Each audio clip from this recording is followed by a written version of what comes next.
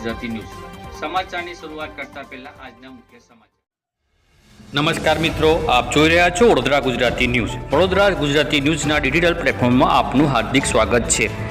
આજ રોજ જંબુસર તાલુકાના કારેલી ગામે વર્લ્ડ યુથ ડેની ઉજવણી કરવામાં આવી હતી, જેમાં ગાદી આશ્રમના મેનેજર સાહેબ શ્રી હેમંતસિંહ મહંત દ્વારા આ સમગ્ર કાર્યક્રમનું આયોજન કરવામાં આવ્યું હતું, જેમાં પ્રાઇમરી શિક્ષક સંજયભાઈ સિંધાની ઉપસ્થિતિ તેમજ હાઈસ્કૂલ વિડચ સંજયભાઈ પરમારની ઉપસ્થિતિ રહી હતી।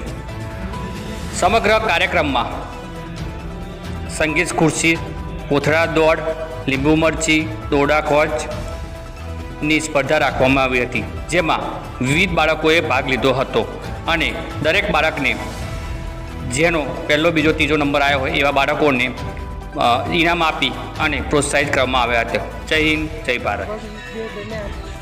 કારેલી ગામના હાઈસ્કૂલના બાળકો તથા 11 બારના વિદ્યાર્થીઓ અને કોલેજના બાળકોએ વિવિધ રમતો અને સ્પોર્ટની અંદર ભાગ લીધેલો છે। ઐતિહાસિક સ્થળની મુલાકાતનું સ્થળ કારેલી ગાદી આશ્રમ હોવાથી વિવિધ કાર્યક્રમો અવારનવાર યોજાતા હોય છે। તે દરમિયાન આજના દિવસ પણ બાળકોએ ઉત્સાહપૂર્વક અને જોશથી ભાગ લીધો કે નથી જોતા તડકો કે નથી જોતા છાંયડો અને આપણને હેમંતભાઈ કીધું બધા લાઈનમાં ગોઠવા જાઓ તો ગ્રામજનો અને વડીલો, આજે હું તમને બેટી બચાવો બેટી પઢાઓ વિશે થોડું કહેવા માંગીશ। શાંતિથી સાંભળજો।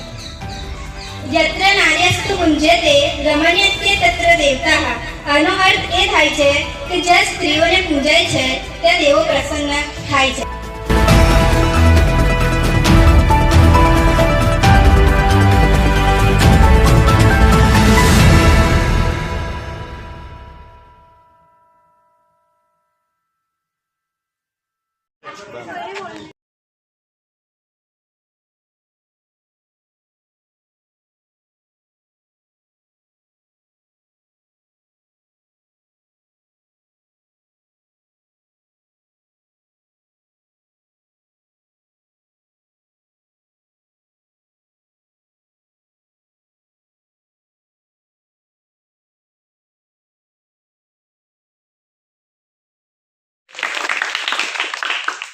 બરાબર।